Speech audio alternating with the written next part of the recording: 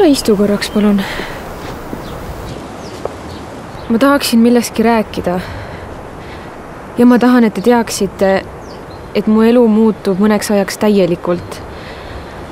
Ja ma ei tea, kuidas need 8 kuud olema hakkavad ja võib-olla saab see olema väga raske, aga kindlasti ka väga huvitav. Kas sa tahad öelda, et... Jaa!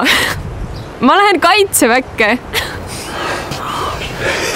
Olen nii uhke su üle. No Keit! Proovi midagi uut. Tule ajateenistusse. Aga kes see on? See on Peeter. Ta tõi mind lihtsalt siia. Peeter?